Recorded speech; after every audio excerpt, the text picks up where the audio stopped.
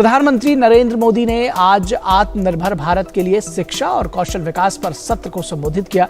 उन्होंने कहा कि आत्मनिर्भर भारत के निर्माण के लिए देश के युवाओं में आत्मविश्वास उतना ही जरूरी है और आत्मविश्वास तभी आता है जब युवाओं को अपनी शिक्षा और अपने ज्ञान पर पूरा विश्वास हो।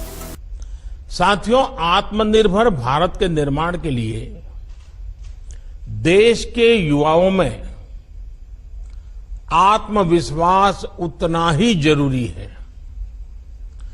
आत्मविश्वास तभी आता है जब युवा को अपनी एजुकेशन, अपनी नॉलेज, अपनी स्किल पर पूरा भरोसा हो, विश्वास हो।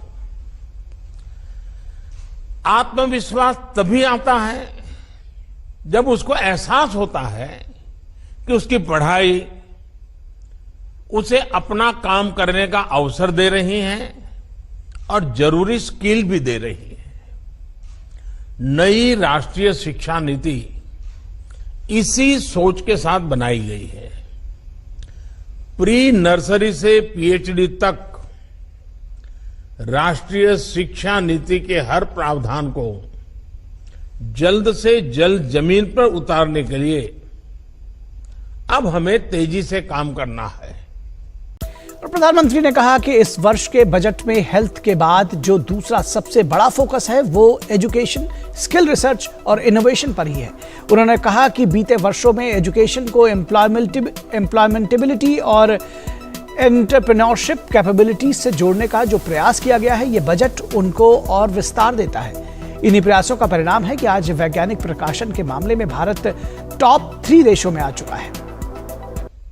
इस बजट में जो बल दिया गया है वो भी अभूतपूर्व है।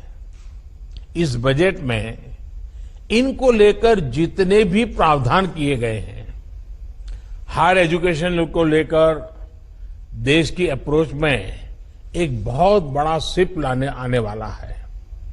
बीते वर्षों में एजुकेशन को एम्प्लॉयबिलिटी और एंटरप्रेन्योर कैपेबिलिटीज उससे जोड़ने का जो प्रयास किया गया है, ये बजट उनको और विस्तार देता है।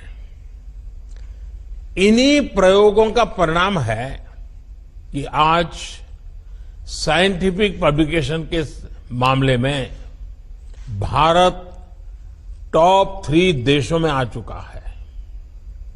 पीएचडी करने वालों की संख्या और स्टार्टअप का इकोसिस्टम के मामले में भी हम दुनिया में टॉप 3 में पहुंच चुके हैं।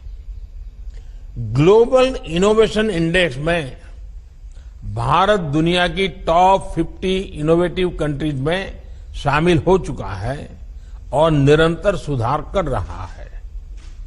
उच्च शिक्षा, रिसर्च और इनोवेशन को निरंतर प्रोत्साहन से हमारा स्टूडेंट्स और यंग साइंटिस्ट के लिए नए अवसर बहुत ज्यादा बढ़ रहे हैं।